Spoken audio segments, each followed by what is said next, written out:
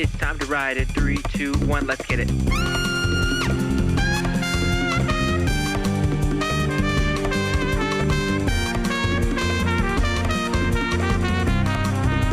Come on, pull up a chair. Hello. We're back. We're here for the fourth time to discuss. We like to discuss. That's why we're here on this spin-off of the Writer's Room. What are we doing today? Today, I want to talk about mediums. Every once in a while, I come across somebody who asks me, a friend or family member typically, they're just like, they don't understand the difference between screenplays and novels and all these things, and they don't get the formatting of a screenplay is supposed to work, and what's allowed to go in there and what's not allowed to go in there, but exceptions to every rule. So let's start with novels. Novels, that's kind of where everything kind of began. Writing was one of the earliest forms of storytelling, besides voice. But as soon as we learn to write and create words and letters and have a written language, stories were also written down. So for a novel or a short story, just something in that realm, everything is written. Every detail. If somebody is crying, let's say it's a sad cry. Let's say it's a sad cry, but maybe there's a twinkle. Nobody's gonna know that there's a twinkle in the tear if you don't write it out. You have to write that out. You have to say, oh, the tears well up, they fall down the face, and just as it's about to kind of go off, my beard would soak it up. Pretend I don't have a beard for a second. Tears go down, and then just before it leaves the face, before it drips down, there's a little shimmer in with the light. We'll go this side because you can't really see over here. I'm not a good. You understand what I'm trying to say. You have to really convey that, and a lot of details can have emotional roots in a novel. You really have to kind of play with what feeling and emotion you want to give off there. I'm not super experienced in novel writing. I have dabbled in it. I've done comedies. I've dabbled in scary, which back when I was doing that I wasn't very good at, and I've learned a lot since then, and I'd like to think that I could do better now. I've also done based on a true story, kind of like a dramatic non-fiction, which was a lot of fun. But you have to regulate how people talk. You have to put down their thoughts. It's literally everything. If it's not written down, your reader isn't going to know that detail you were trying to convey, which is a plus and a minus. It really depends on if you want the reader to have some of their own interpretations, which is fine. I've seen that plenty of times, where they will kind of describe a situation but leave some details out, like maybe they don't describe how the face the character makes if they're crying, for instance. And then that lets the reader kind of be like, well, I already have an image. Let's assume this character's been described in an earlier chapter or paragraph or whatever. Then the reader can put that image together and imagine them crying. And that's kind of part of what can make a novel great, is a lot of it's a teamwork in terms of storytelling, because yes, the writer tells the story, but the reader imagines what's on the page, unless it's a picture book, which that's a whole different ballgame. Same with like comic books too, I guess. So that's kind of the deal with novels. Novels, it's very straightforward. If you don't have it in there, nobody's gonna know it.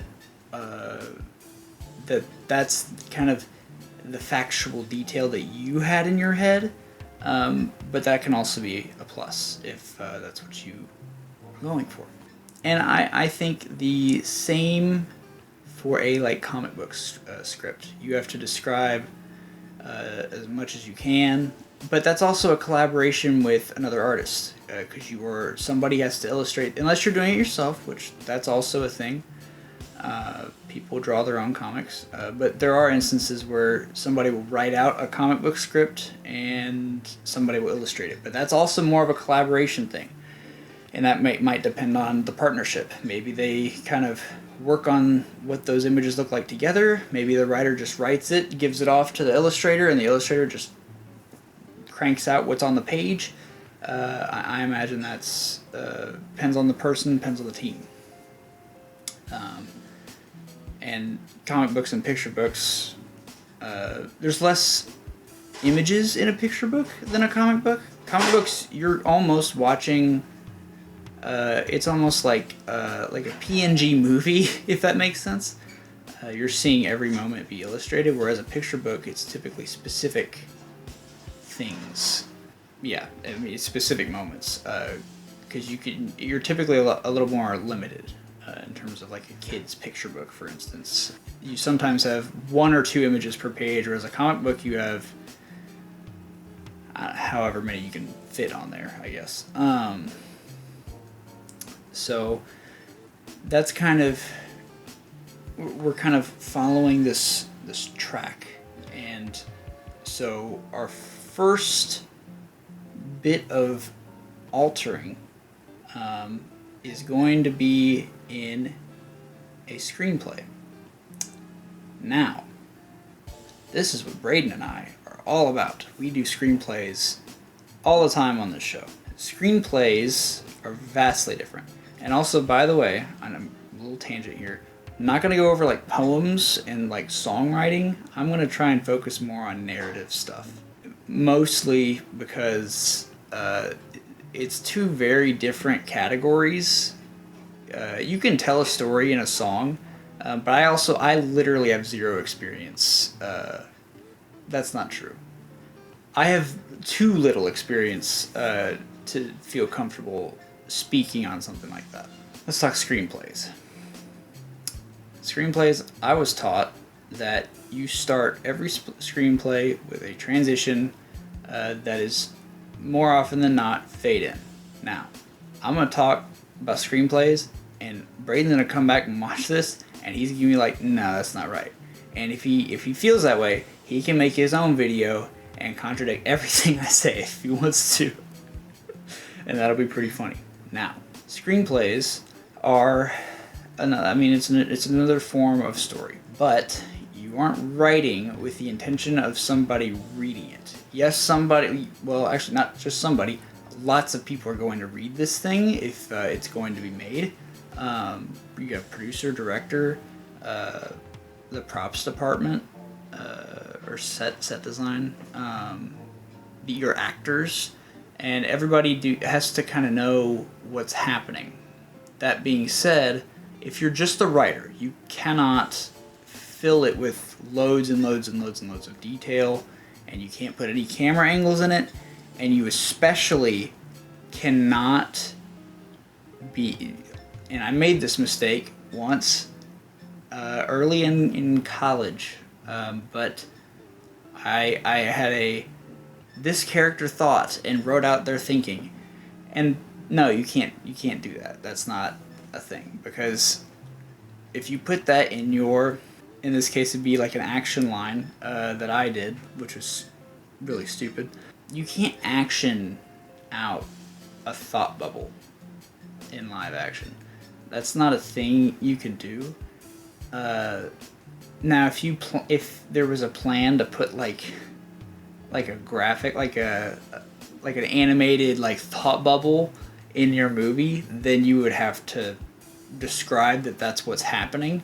But you can't just write "they thought" and then put their thought down. What you could do instead of that, I haven't done this, but you could do a voiceover line and say this is what they're thinking, yada yada, somewhere. And so then you have a way to do that. But the rule in filmmaking is to try and show and not tell. Because if you show what's happening, it can get the same information across without almost treating your audience like they're kind of dumb. Because if you do stuff right through actions and emotions and reactions from your actors and actresses, then you can get a lot of thinking across. Not always, not all the time. I've noticed a lot in like anime, they like to kind of say what they're thinking, and a lot of the time I find that works, that's fine, but I could also see it working without. So not that I think that makes it a bad show or anything. I just feel like if you can take it out and it doesn't change a lot of the moment, then it probably shouldn't be in there. Now with anime, there's so much going on a lot of the time where characters are strong and fast and moving around. A lot of the times they do kind of need some of those thoughts because you can't keep track of it otherwise. And in that case, that gives you kind of a break from the super fast action. It gives you these pause moments, and they can be like kind of describing how the character's feeling, because there's not a lot of options in a like an anime fight scene, I guess, for instance. But so that's kind of, if you're a writer, there's no camera directions. You're kind of limited to, you tell the story. If there's an object that is vital to the story and that object does not work without the story, then you put that object in there. Like, I don't know, let's say there's a ring in the house that unlocks a thing for like buried treasure or something. The ring needs to be written in there. Let's say the ring is in the house. This family house, it's like an heirloom. It's in like a display case or something, I don't know. You're not, as a writer, unless you're directing it, which I'm going to get to that here in a second, most of the time you don't describe a lot of what's in the room. That's more of a job for the directors, director when they talk to the set design people. You don't want to step on the director's toes, because it's their job to kind of take what you wrote and turn it into a vision that can be seen on the screen of your TV or in a movie theater or whatever. Phone, iPhone. Yeah. So that's kind of the thing. Now, if you're writing and you plan on making and directing this, it's a bit of a different ballgame. Usually, when somebody writes something for a director, the director will go back through and they will add those details in, like describing a whole room. They'll go through with the set design people, or sometimes by themselves, whatever. A lot of this depends on the person. And they will kind of add those details in. They will take those notes. They will decide what they want out of this. Same with like shots, and that's where the shots come in. And they'll work with their DPs or director of photography and kind of get the shot list lined out, the storyboards figured out. Which again depends on the person. Sometimes they work with DP, or sometimes I've seen people go off by themselves and then show the DP the shot list and all that, and then they'll just talk about what was created there.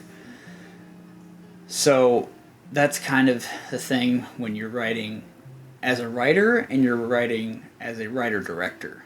And I've also seen producers write, and that's also a bit interesting. And I imagine, I've not worked with a script like this. I've not known anybody. Well, that's not true. I've known people that have done this, but I have not seen the process of it. But I do imagine that the producer will add in more detail depending on kind of what they're wanting to figure out, and then they'll hand it to a director to then expand on that vision maybe. But yeah, so that's kind of what the screenplay is. You start with your fade in, you go into your scene heading, which will be interior, exterior, and you will then name your place, which, usually you want to be specific to like a room or like a section of a outside area. If you draw like a circle or a square around an area for your scene, that's kind of be specific and narrow it down best you can. And then lastly, on the scene heading, you will do the time of day, which can range from day, night to morning, sunrise, sunset, evening, twilight, all those things. I think I just said the same thing, whatever. You be specific on the scene headings. And then essentially, I've already covered action lines. Your dialogue is always you always separate it from your action. You do character, the line of dialogue, or lines of dialogue, and then you go back into action, or if it's a conversation, you will go back and forth. Y'all have seen Braydan and I do this a number of times in sketches and short films. If you went back and watched season 1 of the podcast, I highly recommend you watch the podcast.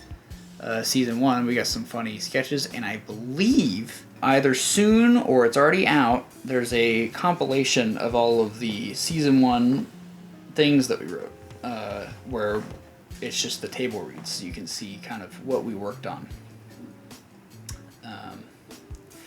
Another note about, I'm going all over the place here, I do apologize, but another note for like action lines, you want to try to not have like a beefy action line paragraph. It can kind of create a clunky screenplay. And again, if you're adding too much detail, the director can't do his or her job as well. And it's like, you're not describing a whole room, you're saying what is happening, you're giving the key pieces of the story, kind of like the object example I mentioned, and then you're going in any dialogue that you need, and kind of moving on from there. So action is, what is the character doing, and maybe, there's a puzzle, or whatever is relevant to the story immediately, that you're not whoa, there's no immersion here.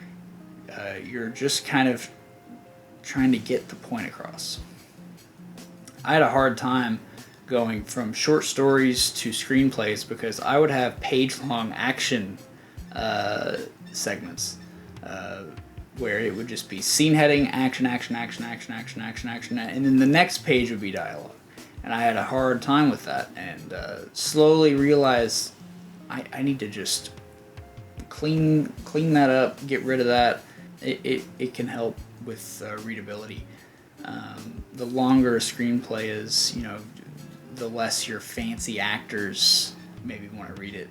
Screenplays should read fast, in my opinion.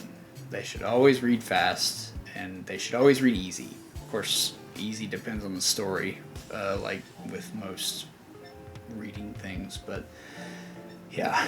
So, and then at the end, typically, I usually do like fade out, and then I put the end. I've also just seen like fade out, and I've also just seen the end. A lot of this depends on the person. I usually put fade out, and then sometimes I'll put the end. It kind of just depends on the day, I guess, for me. I probably ought to work on being consistent with that. So, we've covered novels, picture books and graphic novels, and then screenplays. I want to touch on plays, like the stage. Plays are formatted differently. I use Final Draft for my screenwriting software. It also does stage plays. It really is helpful in formatting where everything kind of goes and fits, and you just kind of have to know, the scene heading belongs here with this information, the action belongs here with this information, but it will put the words where they need to be in order to give it the look of what you need for a screenplay or a stage play. So stage play, I took a class in junior year of college, I think. I I got yelled at several times. Didn't like it. Yeah. Not because stage plays are like boring or anything, but I didn't like getting yelled at. I made a lot of mistakes, but the thing with the stage, you have to keep in mind, it's typically on a stage.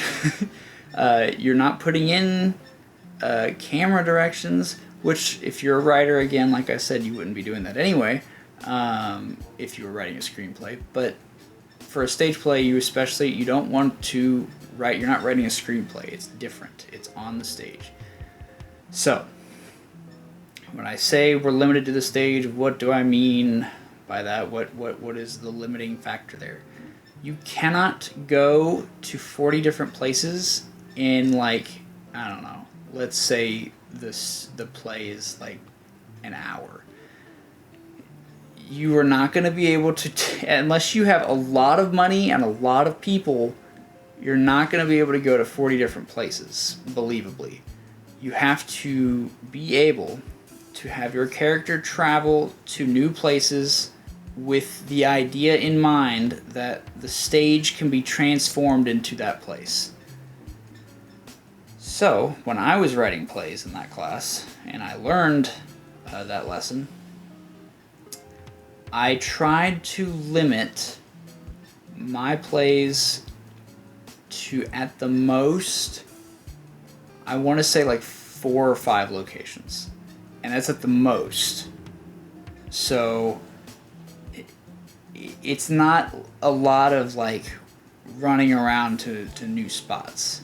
I think one of the plays I wrote, it was, let's see, it was on like a ranch, and but it all took place by the house. So there was a house, and then there was a fence around the house, and it all took place right there.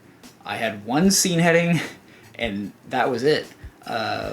I mean, people were going in the house, but I didn't take the play into the house. We never went inside that house. We stayed outside, and everything took place outside the house. But I mean, you can absolutely just have the characters. I think I had the characters go to bed for the night. So they went inside, went to sleep, and then they came back out like the next morning, which is fine. But there's nothing on the stage is changing. It's all one location. It makes life so much easier. Now, I never made that play, and I probably never will, because the stage, personally, is not my thing. I did have fun writing that particular play. I've never been, and I think Braydan was, which is kind of funny, but I've never been one to pursue the idea of a play or the stage or whatever. You will never see me on Broadway. Not that there's anything wrong with Broadway. It doesn't interest me a ton. That's going to cover pretty much every narrative medium. There is, again, the idea of journalism, but that's in a different space. I have taken journalism classes before, and that a lot of the time I find that I'll take this class to dive into a topic to see if I like it, and film I liked, screenwriting I liked, short stories I liked. I haven't written a novel, but I'm sure I would like that. Journalism was, to me, it was fun to a degree, but I've never found myself to be like uber excited and like, oh, well, it's journalism. Yeah, I've just never felt that way. Respect to journalism and, well, people that do actual good reporting and all that. But essentially with journalism, the idea is to be unbiased. You stick to the facts of a story that happened in the real world, and that's kind of, I mean, it's not the entire thing, but that's the gist of journalism. Depending on whether it's on TV or like a newspaper or a magazine, if it's magazine, you're kind of following the rules of a novel because you have to write every single detail. And if, it's on TV, you're talking about what's happening, but you have visual aids to help you out, which means you don't have to go into as much detail, but you do have to kind of give the facts. You're giving the facts, because showing just visual aids isn't going to... That's going to lead to audience members interpreting stuff, and with journalism, you typically want to give them factual information, because it's not... I almost said it's not art, but I don't agree with that, because there is art that goes into journalism. There's an art that... Because the shots picked out as the visual aids, there's an art to it, but it is more unbiased, factual information being delivered to whoever's interested. That's what journalism was kind of explained to me as in the classes that I took. So, I know I said I wasn't going to talk about this, but I have seen stories be told within music. A good example of this is Jack Black's band, Tenacious D, and then I believe, Devin Townsend. He's got a song about an alien that likes black coffee, which just black coffee is a bit crazy. I've done that, but you know what? I'd have to try it again. It's been a while since I've had black coffee. I'm not going to say I don't like black coffee. But yeah, so with Jack Black's band and like Devin Townsend, it's Ziltoid. Ziltoid's the name of the song. And Jack Black has like the best song in the world, or tribute. Jack Black has tribute. And they're telling a story, but there's a way that it flows that kind of makes it still a song. So I would love to actually invite music people, lyric writers or whatever, to maybe comment on that. Because I know that there is a medium of storytelling through music. I just don't know enough about it to really talk about it a ton. But I did want to make sure that it was recognized, and even if it's not a narrative song, a lot of the lyrics still have a ton of meaning. I just know that there's also a bunch of other stuff that's like rhyming and flow and music. I don't know. I'm not super knowledgeable in that world. So, but that's gonna pretty much do it. I hope you guys enjoyed this little talk. Braydan, feel free to contradict some things that I said. That's fine. I won't be upset. But as usual, leave a comment. I love to talk about this stuff. We can kind of, maybe if something I miss, I'm sure I miss stuff all the time. I try to keep these kind of condensed and shorter, so if I missed a detail, I would believe you, absolutely. But leave a comment. We can talk about it. If you got an idea for something you've been curious about and I know about it, I'll make a video on that topic, whatever it is. Leave a like, leave a dislike. Make sure you say why if you leave a dislike, or why if you leave a like. I mean, especially if you leave a dislike, because I want to know how I can improve. Go ahead and hit that subscribe button. Well, one, because I would love for you to, but two, then you don't have to search up for new videos on the channel, and you can catch the next podcast episode or the next one of these, or I know Braydan's making something that's exciting, and like I said, if you wanted a full read-through of the screenplays from Season 1 of the podcast, that's coming up soon, or it's already out, one of the two, but be sure to check all these things out. And then check out, we're on Instagram, we're on TikTok, we're on, the podcast is on Spotify, obviously, and Amazon Music and Apple Podcasts, I think is what it's called. So, this has been Mediums with me. Yes.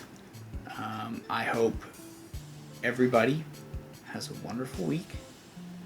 And I will see you in the next one. Bye!